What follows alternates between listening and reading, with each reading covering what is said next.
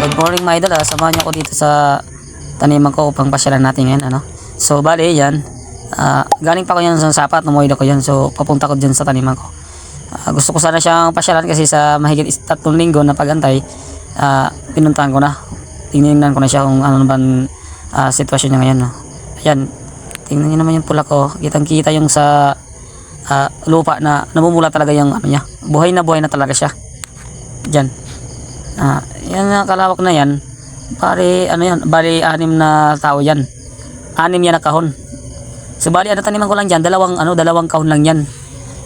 Para po sa hindi nakakaalam, yung lupa na inupahan ko na yan, 4,000 po yan sa loob lamang ng 6 na buwan.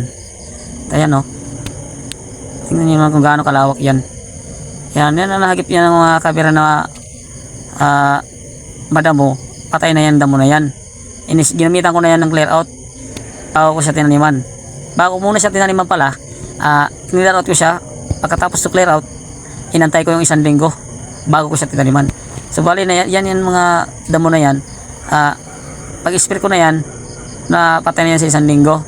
So bali pagkatapatay niya sa 1 linggo, ano ito tawag nito, tinaniman ko na agad ang talbos.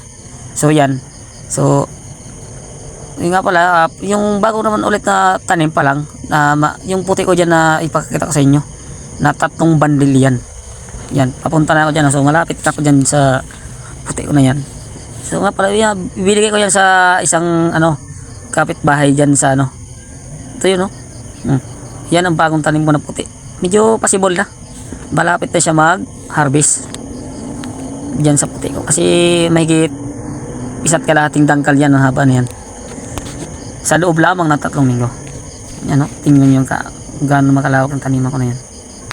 At tingnan nyo na naman mga idol, yung talbos ko, hinila ko na yan, no? So bale 1 kalahating dangkal na yan, ang haba na yan.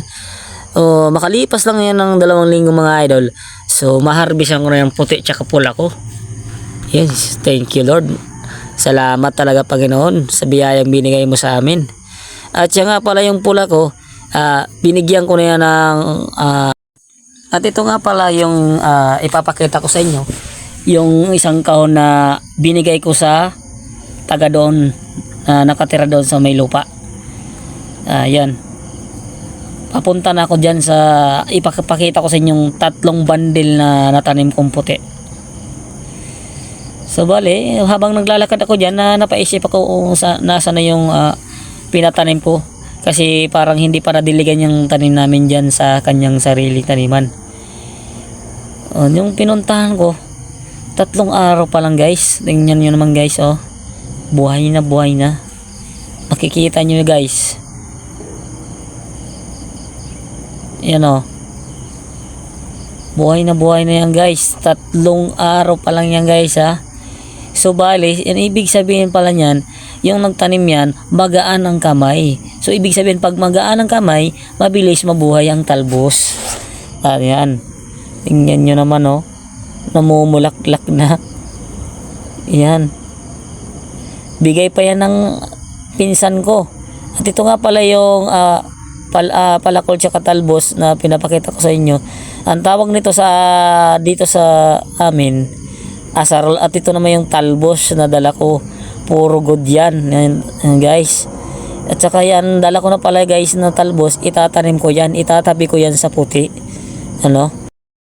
At thank you for watching guys dito sa video ko. Salamat.